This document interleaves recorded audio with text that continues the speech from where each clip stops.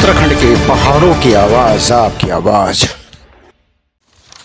दोस्तों, स्वागत आपका देवभूमि उत्तराखंड में। और आप देख रहे हो वाइजो माउंटेन। और वाइजो माउंटेन के साथ हैं नरेंद्र गिरी जी, जो आम आदमी पार्टी के एक सामाजिक कार्यकर्ता के रूप में लगातार क्षेत्र भ्रमण पर रहते हैं। आज आम आदमी पार्टी का आहट भी इस उत्तराखंड में हो चुका है। जिस तरह से लगातार दोनों सरकार यहाँ पे अदला बदली होती थी, आज तीसरी सरकार भी यहाँ पे एक पार्टी यहाँ पे दे चुकी है, अपना आहट दे चुकी है, जो कि लगातार हर एक क्षेत्र में, नैनाना ब्लॉक ही नहीं, मैं रिखणीखाल ब्लॉक हो गया, कई ऐसे भ्रमणों पे लगातार नरेंद्र गिरी जी हैं। और आज यहाँ पे उनसे जानते हैं कि आखिर आम आदमी पार्टी का ऐसा क्या प्रोस्पेक्टर है, जो यहाँ पे हम बेरोजगारी की बात करेंगे, यहाँ पे हम अस्पतालों की बात करेंगे, यहाँ पे हम शिक्षा के बारे में बात करेंगे कि यहाँ क्या एजेंडा है और किस तरह से जो दोनों सरकार अभी तक नाकाम रही, तीसरी सरकार किस तरह से यहाँ पे काम कर सकती है। तो सबसे पहले स्वागत है नरेंद्र गिरी जी आपका वाइजो माउंटेन पे। धन्यवाद वाइजो माउंटेन का, और सभी वाइजो माउंटेन के दर्शकों को भी मेरा नमस्कार, प्रणाम जी। अभी दादा कहाँ आप भ्रमण पे निकले हैं, कब से आप ये भ्रमण कर रहे हैं, पहले इसके बारे में बताइए। ये भ्रमण तो पार्टी का जो है, हमारा जो कार्यक्रम चल रहे हैं जी, तो लगभग 8 महीने से तो लगातार हम क्षेत्र में भ्रमण कर ही रहे हैं। जी, और जो भी हमारा कार्यक्रम हमारी केंद्रीय कार्यकारिणी देती है हमें, जी, उन कार्यक्रमों का हम निर्वहन कर रहे हैं। जी। और एक एक से जो भी हमारे कार्यक्रम होते हैं हम उसको सफल बनाने की कोशिश करते हैं। अच्छा, आप सर आपने 7-8 महीने से आपने कहा कि आप भ्रमण पे हो, तो यहाँ पे आपको किस चीज़ की क्या कमियाँ आप खल रही यहाँ पे, और लोग बाग जो प्लान भी कर रहे हैं, तो आपको क्या देखने में, भ्रमण पे आप कर ही रहे हो 8 महीने से, तो क्या आपको देखने में लग रहा है इस क्षेत्र में? देखो, भ्रमण तो मैं आज कर रहा हूँ जी, और मेरा ये जन्मभूमि है। जी, मेरे दुख जो यहाँ की कमियाँ हैं उन्हीं को उजागर करने के लिए, उन्हीं के सोल्यूशन के लिए हमें ये राजनीति ज्वाइन करनी पड़ी। जी, जी, राजनीति का हमारा कोई उद्देश्य था भी नहीं, और कोई इतना बड़ा वो भी नहीं है कि जो हम बड़े राजनीतिज्ञ हैं। जी, जी, लेकिन हमारे क्षेत्र में जैसे आज देखते हैं हम कि स्कूलों की हालत बहुत बुरी है। जी, स्कूलों में जो शिक्षा यहाँ मिलती है वो शिक्षा, मतलब हमारा बच्चा यहाँ से 12वीं पास करके जाता है तो तब भी वो किसी भी स्किल में एक परफेक्ट नहीं होता। अगर हमारे शिक्षा का जो स्तर है वो थोड़ा अच्छा बढ़े, और हमारा हर भाई जो भी बच्चे हमारे यहाँ पढ़ते हैं पढ़ाई स्कूलों से, वो रोजगार पूर्वक शिक्षा उनको मिले। नंबर ऑफ मार्क्स वाली शिक्षा एक फॉर्मेलिटी है कि हम डिग्री ले रहे हैं, डिप्लोमा ले रहे हैं या सर्टिफिकेट के लिए ले रहे हैं। क्योंकि अब हमारा जो बच्चा यहाँ पे 12वीं पास करता है, वो अगर हमारे रोजगार की तलाश में बाहर निकलता है तो उसको एक जीरो से स्टार्ट करना पड़ता है। सर इसमें थोड़ा सा मैं आपको रोकना चाहूँगा। जो आप सरकारी स्कूलों की बात कर रहे हो, यहाँ पे आपको क्या लगता है किस तरह के, किस पैटर्न पे आप यहाँ पे इसको अच्छा बना सकते हो, इन स्कूलों को? ऐसा है, देखो, स्कूल अच्छा जब तक सरकार की नीयत नहीं होगी तब तक अच्छा नहीं हो सकता। ठीक है, स्कूलों का स्तर ही सबसे पहले सुधारना, मूलभूत सुविधाओं में सबसे पहले शिक्षा आती है।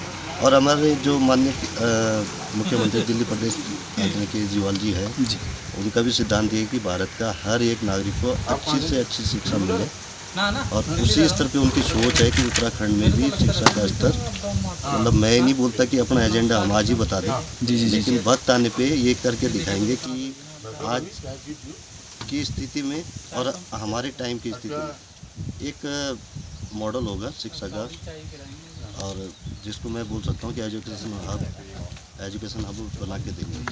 बिल्कुल बिल्कुल, जिस हिसाब से केजरीवाल सरकार ने दिल्ली में भी, वो नकारा नहीं जा सकता है, जो दिख रहा है वहाँ पे स्कूलों की हालत, वो एक सरकारी जो स्कूलें हैं वो आज प्राइवेट स्कूलों से कम नहीं दिखाई दे रही हैं।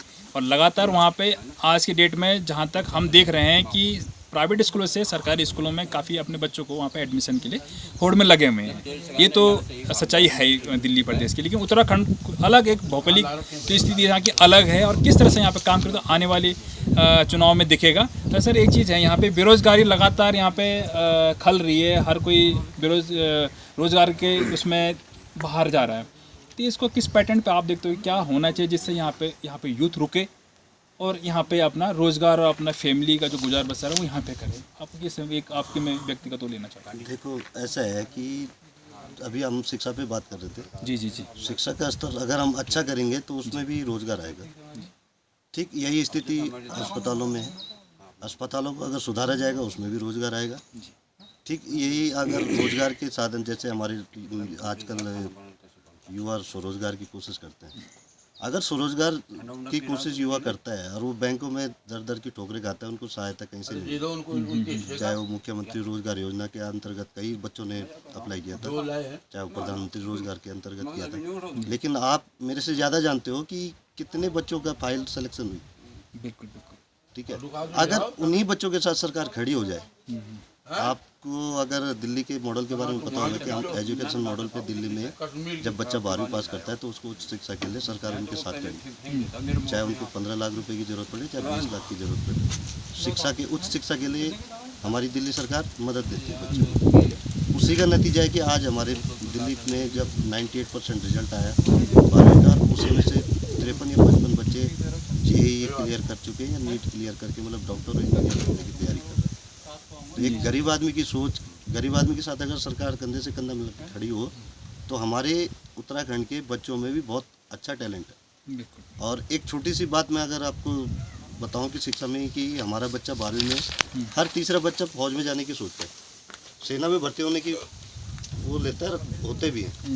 अगर उन्हीं बच्चों को हमने एक स्किल दे दिया, एनडीए टाइप के एग्जाम क्रैक करने की शिक्षा पढ़ाई के साथ साथ दे दी, तो मुझे यकीन है कि हमारे बच्चों में इतना टैलेंट है कि वो सीधा कैडर में भर्ती हो सकते हैं। अब आज वो एक सिपाही के तौर पे भर्ती होते हैं, लेकिन अगर उनको फैसिलिटी मिले तो वो एक कैडर के रूप में भी सीधा भर्ती होने की क्षमता रखते हैं। अच्छा, जैसे कि अभी तक सरकारें कई स्कीमें लाई हैं इस क्षेत्रों में, पहाड़ी क्षेत्रों में, जैसे सपोज मैं ले जो प्रधानमंत्री स्वरोजगार योजना है जो आपने अभी बात कही है ना, मुख्यमंत्री स्वरोजगार योजना है, और कई ऐसी स्कीमें आई हैं जो लगातार अभी ये भर्ती हुई उसकी क्या बोलते हैं ये कोस्ट गार्ड है किसी चीज़ की जो अभी निकली PRD वगैरह की, जिसमें कि कई लोगों ने अप्लाई किया, जैसे कोरोना काल में जो रिवर्स प्लान हुआ था।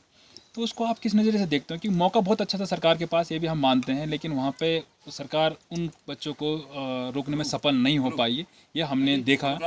तो यहाँ पे आपकी सरकार अगर आती है तो ये किस तरह का यहाँ पे स्वरोजगार मिल सकता है? जी देखो, स्वरोजगार के क्षेत्र में तो ये है कि हम भी कोशिश करेंगे कि कई योजनाएं जैसे आज सरकार ला रही है, लेकिन वो सफल धरातल पे होती नहीं है, और स्वरोजगार के लिए सबसे पहले धन की जरूरत पड़ती है। आज हमारे क्षेत्र में यहाँ पे कई बेरोजगार युवा हैं, लेकिन वो सिर्फ उनका बैकग्राउंड सपोर्ट नहीं है, इसीलिए पीछे स्वरोजगार के क्षेत्र में वो सोच नहीं पाते। और स्वरोजगार के क्षेत्र में एक में और बात मेरे दिमाग में जो अपनी सोच है कि हमारे लोग, आपने देखा होगा कि इसी क्षेत्र में कई जगह लोग ज़मीन बेचते हैं रिसोर्ट में, बाहरी लोग आते हैं और ज़मीन खरीदते हैं और रिसोर्ट बनाते हैं। क्या हमारी सरकार हमारे जो भाई लोग ज़मीन बेचते हैं उन्हीं को सपोर्ट नहीं कर सकती कि वो रिसोर्ट भी बनाए, और सरकार उनके साथ खड़ी हो, रिसोर्ट बनेगा, क्षेत्र का विकास भी होगा, और यहाँ पे जो हम बोल सकते हैं हॉस्पिटलिटी पर्यटन के क्षेत्र में जो हमें बढ़ावा मिलेगा। जी। तो इस तरीके की योजनाओं पे भी ध्यान दिया जाएगा, और तो इस तरीके की लोगों को भी इकट्ठा करके कि आप अपनी ज़मीन ना बेच के खुद डेवलप करें, सरकार आपका साथ देगी। हम इसी क्षेत्र में मतलब क्षेत्रीय नाते होने के नाते मैं इस बात पे भी आगे आवाज़ उठाता रहूँगा अगर हमारी सरकार यहाँ पे बनती है। जी जी जी, सही है ना। मेरे साथ यहाँ पे एक सामाजिक कार्यकर्ता डबल सिंह रावत जी हैं, जो भी आम आदमी पार्टी में लगातार धरातल पर अपना सेवाएं दे रहे हैं, सबसे भ्रमण कर रहे हैं गिरी जी के साथ। उनसे जानते हैं कि अभी जो सरकार जो आ रही है इसका किस तरह से काम करेगी आगे, क्योंकि यहाँ की जो भौगोलिक स्थिति है वो थोड़ा अलग है। दिल्ली एक प्लेन्स एरिया और यहाँ का जो पहाड़ी क्षेत्र ये थोड़ा अलग है, तो काफ़ी डिफरेंस है, ज़मीन आसमान का फ़र्क है। लेकिन किस तरह से क्या सोच रखती है आम आदमी पार्टी के कार्यकर्ता से लेकर जो आज भ्रमण पे हैं? पहले तो स्वागत है आपका वाइजो माउंटेन डबल सिंह रावत जी। पहले तो मैं वाइजो माउंटेन के सभी दर्शकों का वो अपनी तरफ से सत्संग नमन करता हूँ, और आने वाले टाइम पे जो हमारी चुनाव जो 2022 में जब हमारी पार्टी आएगी 2022 में, तो सबसे पहले हम शिक्षा, स्वास्थ्य, सड़क, रोजगार, ये पार्टी का सबसे पहले प्राथमिकता है, और इस पे प्राथमिकता पे काम करेगी पार्टी। जी, जिस तरह से आपका नाम भी लगता है डबल, हमें डबल देख के हमें थोड़ा डर भी लगता है कि डबल इंजन की सरकार भी लगातार काम कर रही है धरातल पर। कैसे काम कर रही है वो सब देख ही रहे हैं, लेकिन डबल सिंह, आपका नाम भी डबल सिंह है, तो किस तरह से आप सोचते हो इस डबल इंजन के बारे में? सर, अभी तक जो है बीजेपी सरकार की जो डबल इंजन है वो पहाड़ों में नाकाम होती हुई दिखाई दे रही है, क्योंकि अभी मेरे साथ है आम आदमी पार्टी के कार्यकर्ता गजेंद्र सिंह रावत जी, और यहाँ पे शायद पूरा कार्यकारिणी उन्हीं को दिया जा रहा है। तो उनसे बात करते हैं कि आम आदमी पार्टी में जुड़ के आपको कैसा लग रहा है और किस तरह से आप धरातल पे काम कर रहे हैं। सर, सबसे पहले स्वागत है आपका वॉइस ऑफ माउंटेन में। सबसे पहले तो मैं अपनी ओर से जो है वॉइस ऑफ माउंटेन की जो है दर्शकों को जो है धन्यवाद देता हूँ और हार्दिक स्वागत करता हूँ। जैसे कि आप लोगों ने जो है सवाल यहाँ पे दागा है कि धरातल पे जो है आम आदमी पार्टी जो है कहाँ तक अपने आप को सफल मान रही है। जैसे कि मेरे साथ में हमारे विधानसभा प्रभारी नरेंद्र गिरी जी साथ में हैं और वो लगातार जो है क्षेत्र में 8 महीने से जो है वो भ्रमण पे हैं और इस दौरान उन्होंने जो है हमारे विधानसभा की जो है मैं समझता हूँ कम से कम जो है 75% जो है जो विधानसभा की जो मतलब है कि पोलिंग बूथ्स हैं उनको जो है उन्होंने कवर कर लिया है। और आंकड़ों की अगर बात करें तो मैं समझता हूँ जो है आम आदमी पार्टी आज जो है एक बहुत ही बढ़िया विकल्प बनकर उभर के जो है पहाड़ों में आई है। और मैं समझता हूँ कि जो है पहाड़ों से जो है आम आदमी पार्टी को जो है एक अपार जो है प्यार, स्नेह और बहुमत मिल रहा है।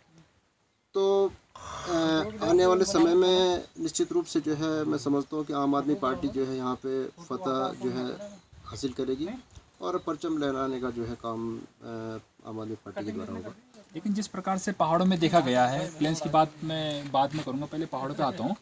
पहाड़ों पे एक होता है कि कांग्रेसी तो कांग्रेसी हैं जी, हम कट्टर कांग्रेसी हैं, बीजेपी तो हम कट्टर बीजेपी है। तो इस कट्टरता के रूप में आम आदमी पार्टी कैसे सफल होगी, किस तरह से अपने विचार यहाँ पे लोगों पे उनका जो माइंड एक फिक्स है कि हमें ये चीज़ है, चाहे वो काम कैसे भी करे, इसको कैसे कन्वर्ट करने की कोशिश करेगी, किस तरह से लोगों के बीच में अपना सफल बनाने के लिए पूरा बात रखेगी।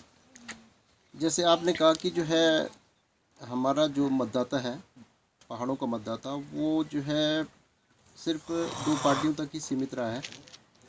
और कट्टरता की बात तो खैर मैं नहीं समझता कि कट्टरता होगी उनके अंदर, लेकिन सबसे बड़ी कमी ये है कि सोच की कमी है।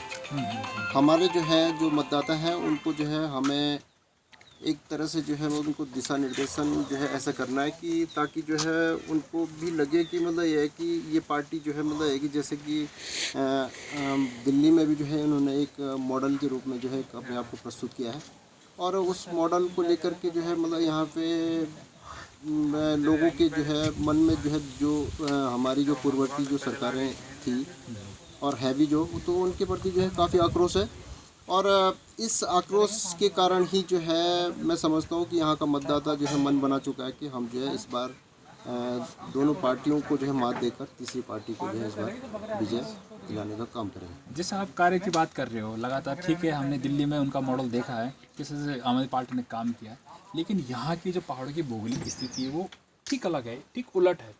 तो यहाँ पर वहाँ पे एक फ़र्क जो दिख जाएगा उसमें किस तरह कैसे सफल बनने में अपने आप को किस तरह से यहाँ पे लोगों के बीच में सफल बनाने की कोशिश करेगी। हाँ जी, इस पहाड़ों में रोज़गार से लेकर हो, चाहे स्वास्थ्य से लेकर हो, चाहे खेल से लेकर हो, चाहे मतलब कई चीज़ें हैं जहाँ पे वो काम कर सकती है। तो किस तरह से हो यहाँ पे, क्योंकि हर एक स्कीमें आप देख रहे हो कि धरातल पे निकल तो रही है लेकिन धरातल पे नहीं हो पा रही हो सक्सेस। तो किस तरह से वो कन्वर्ट करेगी सक्सेस के लिए। जैसे आपने कहा कि जो है आम आदमी पार्टी का जो विज़न है वो जो है मतलब ये है कि कहने में ही नहीं बल्कि करने में भी विश्वास करती है। जो कहती है वो करके दिखाती है। और आज तक जो है जो पूर्ववर्ती सरकारें रही हैं उन्होंने जो है सिर्फ एक कोरी घोषणा ही करके जो है हमारे आज जो हमारे मतदाता हैं उनको जो है यहाँ पे बरगलाने का काम किया है। और हमारी पार्टी ने जो है जय उत्तराखंड, आप देखना छो पहाड़ों की आवाज़, गांव की आवाज़, घर घर की आवाज़, पहाड़ों की सच्ची खबर देखना को हम प्रतिबद्ध छो। एक आवाज़ था, आपको सहयोग जरूरी है ना। आप चैनल थी सब्सक्राइब करा, शेयर करा, अपन प्रतिक्रिया जरूर लिख, अपन ध्यान रखा। और उत्तराखंड को अन्य खबरों का देखना खड़ा है हमारे वेबसाइट www.voiceofmountains.com पर देखा। धन्यवाद। आने वाला दिनों ते से की संभालियावा ए जावा